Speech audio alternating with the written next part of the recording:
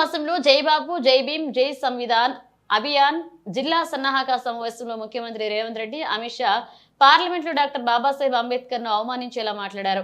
మహాత్మా గాంధీని చంపిన వారిని ప్రోత్సహించేలా అమిత్ షా వ్యాఖ్యలు ఉన్నాయి.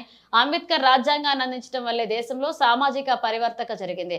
ప్రజలు కనిపించని దేవుడిగా అంబేద్కర్ ను కొలుస్తున్నారు. ప్రతి గ్రామంలో అంబేద్కర్ విగ్రహాన్ని పెట్టుకుని ఆయనను ఆరాధిస్తున్నారు. అలాంటి మహనీయుడిపై అనుచిత వ్యాఖ్యలకు నిరసనగా ప్రతి చోట సమావేశాలు నిర్వహించి అంబేద్కర్ స్ఫూర్తిని చాటుతున్న ముఖ్యమంత్రిగా నాకు ఈ బలం ఈ శక్తి మీరిచ్చింది. అసెంబ్లీకి వస్తే వినాల్సి వస్తుంది అని వింటే పడాల్సి వస్తుందని కేసీఆర్ రావడం లేదు. వచ్చిన వాళ్లకు ఓనమాలు కూడా రావు, చెప్పినా నేర్చుకోరు. సిద్దిపేట గజ్వేల్ సిరిసిల్లకు ఉండాల్సిన అధికారం కొడంగల్కు పోయిందని వాళ్లకు దుఃఖం. అందుకే కొడంగల్ను దెబ్బతీయాలని కుట్ర చేస్తున్నారన్నారు. తాండూరు శాసనసభ్యులు మనోహర్ రెడ్డి గారిని, అదేవిధంగా ప్రదేశ్ కాంగ్రెస్ పార్టీ కొడంగల్ తాండూరు నియోజకవర్గాల ఇన్ఛార్జిగా ఫహీం ఖురేషీ గారిని నియమించి కొడంగల్ నియోజకవర్గ జిల్లా స్థాయి నాయకులను, మండల పార్టీ అధ్యక్షులను, నియోజకవర్గ స్థాయి నాయకులను, అదేవిధంగా గ్రామ శాఖ అధ్యక్షులను, ముఖ్యమైన కార్యకర్తల సమావేశాన్ని ఏర్పాటు చేసి భవిష్యత్తులో కొడంగల్ శాసనసభ నియోజకవర్గంలో ఏ రకమైన కార్యక్రమాలను చేపట్టాలనో మిత్రులు రామ్మోహన్ రెడ్డి గారు మీకు సవివరంగా వివరించింది.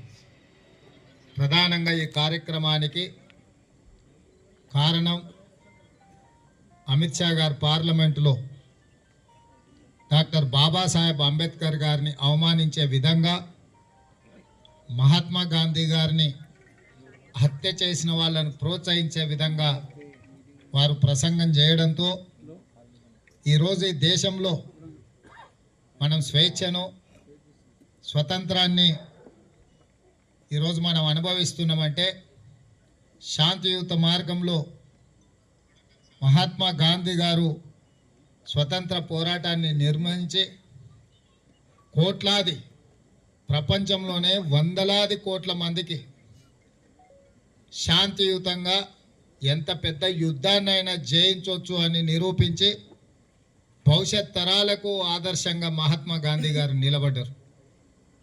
వారు ఒక శాంతి మార్గంలో సాధించిన స్వతంత్ర భారతదేశానికి ఒక అద్భుతమైన రాజ్యాంగాన్ని ప్రపంచ దేశాలతోనే పోటీ పడే విధంగా, ప్రపంచ దేశాలతో పోటీ పడి దేశాన్ని అభివృద్ధి చేయడానికి అవసరమైన ప్రణాళికలను రచించడమే కాకుండా బడుగు బలహీన వర్గాలు, దళిత, గిరిజన, మైనారిటీ, ఆదివాసీ వర్గాలకు చట్టసభలలో సముచితమైన స్థానాన్ని అందించడమే కాకుండా ఒకనాడు గొప్ప శ్రీమంతులకే ఓటు హక్కు ఉండేది, కొద్దిమందికి ఈ దేశంలో ఓటు హక్కు ఉండేది. ఆ ఓటు హక్కు శ్రీమంతులకు, గొప్ప వాళ్ళకే కాదు, దళిత సోదరులకు, గిరిజనుల సోదరులకు, ఈ దేశంలో ప్రతి పేదవాడికి ఓటు హక్కు ఉండాలి. ఈ దేశంలో పేదవాడైనా ప్రధాని అయినా ఒకే విలువైన ఓటు ఉండాలి. వాళ్ళ నాయకుడు వాళ్ళే ఎన్నుకునే విధంగా ఈరోజు మనకు అవకాశాన్ని, అధికారాన్ని డాక్టర్ బాబాసాహెబ్ గారు అందించారు.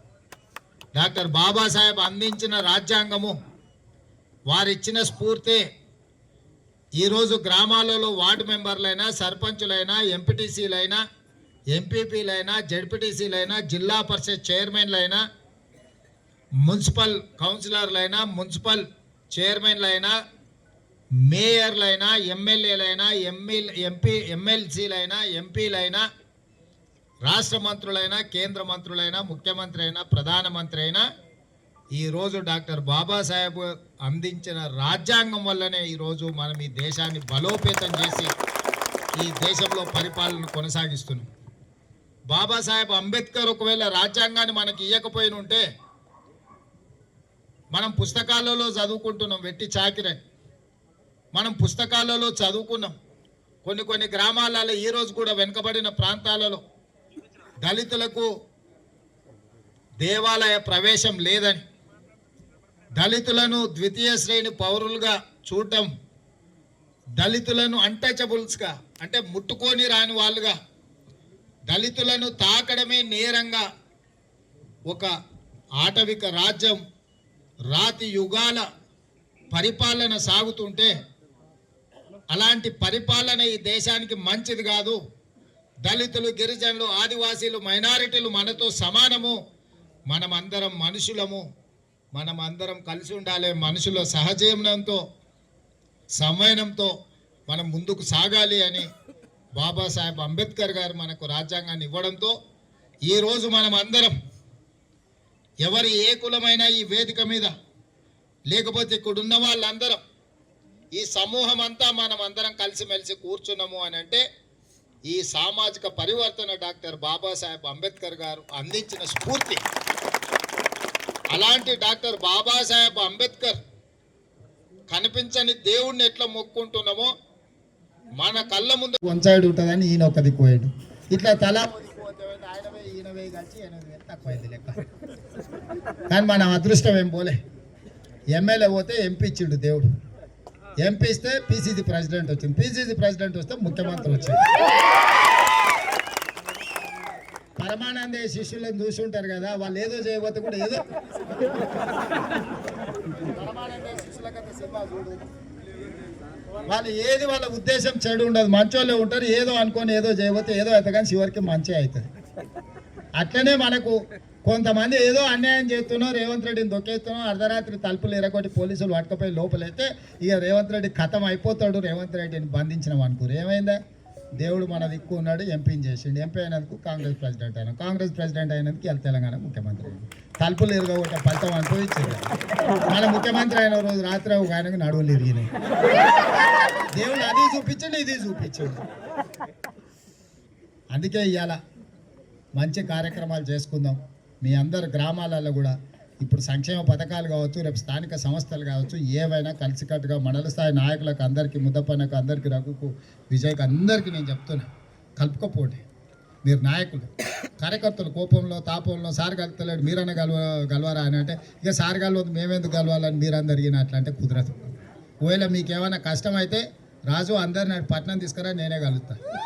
అర్థమైంది? అసెంబ్లీ నడిచేటప్పుడు వస్తే లోపల మంచిగా భోజనం పెట్టించి, నేను మండల నాయకులకు కూడా చెప్తున్నా, ఈసారి అసెంబ్లీలో ప్రతిరోజు ఒక మండలం వాళ్ళని, మండలానికి 2 బస్సులు పెట్టి 50 మందిని 100 మందిని ఆడికి తేరి అసెంబ్లీ చూపియరి, అన్నం దింపేరి, మన కథాడు ఎట్లా నడుస్తుందో అందరికి చూపియరి. వచ్చే అసెంబ్లీలో ప్రతి మండలానికి నేను వెంకటరెడ్డి గారికి కూడా చెప్తున్నా, అధికారికి, మండల నాయకులకు కూడా చెప్తున్నా, వచ్చేసారి అసెంబ్లీ జరిగేటప్పుడు ప్రతిరోజు ఒక మండలం నుంచి మేము కార్లలో వస్తామంటే కుదరదు. అందరికి ఏసీ బస్సు పెట్టుకుని బస్సు ఎక్కించుకోరు. ఒక బస్సు అయితే ఒక్క బస్సు, 2 బస్సులు అయితే 2 బస్సు. చక్కగా అసెంబ్లీకి రండి, అసెంబ్లీలో పాస్ ఇప్పేయండి, అసెంబ్లీ ఎట్లా నడుస్తుందో చూపిరి, మన తడాక ఎట్లున్నదో కొడంగల్ తడాక ఎట్లున్నదో అసెంబ్లీలోనే అందరికి భోజనం పెట్టించి అసెంబ్లీ నుంచి పంపేరి. అన్ని మండలాలు ఇప్పుడు 8 మండలాలు అయినాయి. 8 రోజులు వచ్చేసారి అసెంబ్లీ 8 రోజులు పెడతా, రోజుకో మండలం ఉండు, రాండి అక్కడికి. మనకి అసెంబ్లీ మనం ఎవరైనా కొడంగల్ వాళ్ళు కనిపిస్తే చేతి నమస్కారం పెట్టాల్సింది. ఉంటుందా? ఇప్పుడు కాకపోతే ఎప్పుడు నడుపుకుంటాం మనము? ఇప్పుడు నడుపుకోవాలి కదా. కొడంగల్ కార్యకర్త అయినా ఎవరైనా చేతులు ఎత్తి నమస్కారం పెట్టాల్సిందే సార్కు దగ్గర వాళ్ళని, లేకపోతే వాళ్ళు ఉద్యోగం ఎంచుకుంటుందా? అందుకే మీరందరు ధైర్యంగా ఉండండి. చిన్న ఇక్కడ షోలు అక్కడిక్కడ అప్పుడప్పుడు షోలు అక్కడిక్కడ అయితే పాడైతే ఒకసారి పాడు చేసుకున్నాం. దేవుడు మన పక్క నుండి మాది మంచిగా జరిగింది. ఈ 10 ఏళ్ళు మాత్రం మనం అప్రమత్తంగా ఉండాలి, మంచిగా చేసుకోవాలి. 10 ఏళ్ళలో ఈ ప్రాజెక్టులు అన్నీ పూర్తి చేసి ఎవరైనా కొడంగల్ చూసి రావాలి, కొడంగల్ లాగా చేయాలని పోటీ పడేటట్టు చేస్తా. ఇప్పుడు ఏదైతే జై భీమ్, జై బాపు, జై సంవిధాన్ కార్యక్రమంతో పాటు రేపు స్థానిక సంస్థలలో కూడా సరిగ్గా వ్యవహారం చేయాలి. గ్రామాలలో ఒకరికి ఎంపీటీసీ వస్తుంది, ఒకరికి సర్పంచ్ వస్తుంది. ఏది కాకపోతే ఆ మంచికి చెడ్డకి నేను ఉండనే ఉంటా. ఏదైనా ఉన్నా అందరినీ కాపాడుకుంటా. నేను ఎవరేమో అధైర్యపడాల్సిన పని లేదు. ముఖ్యంగా పిల్లల చదువులు, చదువుకున్న వాళ్ళ ఉద్యోగాల మీద దృష్టి పెట్టుర్రి. మీరు పిల్లలను చదివించుకోకుండా చదువుకున్న పిల్లలకు ఉద్యోగాలు ఇప్పించుకోకపోతే ఇంకా తర్వాత ఎవరు రారు. నేను మీకు చెప్పేది ఒకటే, మీకు కష్టమైన నష్టమైన పూట తిన్నా తినకపోయినా పిల్లలను చదివించుకోరు. చదివించుకున్న వాళ్ళకి ఉద్యోగాలు ఇప్పించే బాధ్యత నాది. మనం లగచర్ల దగ్గర చెప్పుకునే భూములలో మంచి ఫ్యాక్టరీ పెద్ద పెద్ద కంపెనీలను తెస్తా. పెద్ద కంపెనీలు ఎన్నడూ ఊహించని కంపెనీలు కొడంగల్కు తెచ్చి పెట్టుబడులు పెట్టించి మీకు అందరికీ ఉద్యోగాలు ఇప్పించి మన జీవితాలను మన తలరాతను మార్చుకోవడానికి అవసరమైన కార్యక్రమం తీసుకుందాము. మన తలరాతలు మారే సందర్భంలో వాడు వీడు నక్షత్రకుడు జమ ఎవడన్నా అట్లా ఇట్లా చేయాలని ప్రయత్నం చేస్తే మాత్రం దాటిని క్షమించకండి. ఏదునో ఓ రూపాయి ఎక్కుతాం, భూమి పోయినప్పుడు దుఃఖం ఉంటుంది. ప్రభుత్వం మన ఉంది సంకం పెట్టి ఇంకో 1,00,000 ఎక్కువ వస్తుందా? 1,00,000 ఎక్కువ తీసుకుందాము, ఏముంది? ఏం ప్రభుత్వంలో పైసలకు తక్కువ ఉన్నాయా? ఇచ్చేటప్పుడు నేను లేనా? ఉత్తప్పుడే ఇచ్చినా కదా నేను 1,00,000 రూపాయలు. ఇప్పుడు ప్రభుత్వం నుంచి ఇవ్వడానికి ఏం ప్రాబ్లం ఉన్నది? ఏదన్నా ఉంటే మంచిగా నష్టపరిహారం ఇచ్చి మంచిగా అభివృద్ధి చేసుకుందాం. కలిసికట్టుకు ఉండండి. నేను చెప్తున్నా, ఒక ఆయన అంటున్నాడు, అయ్యా లగచర్ల పోయిరాపు చూద్దామని. వచ్చేసారి ఈసారి లగచర్లలోనే మీటింగ్ పెడతాం. వచ్చేసారి ఆయన మన అసెంబ్లీలో ఒక ఆయన పేరు మీద ఆయన మాట్లాడుతున్నాడు, నువ్వు లగచర్లకు ఒకసారి పోయిరాపు. వచ్చేసారి ఇలా సీకట్ అయింది కానీ వచ్చేసారి పొద్దుట పూటనే లగచర్లకు వస్తే ఆడ కూర్చుందాం. లగచర్లలో కూర్చొని మంచి అక్కడనే మాట్లాడుకుందాం. ఈసారి తొందరలోనే లగచర్లకు వస్తారు తెలియజేస్తూ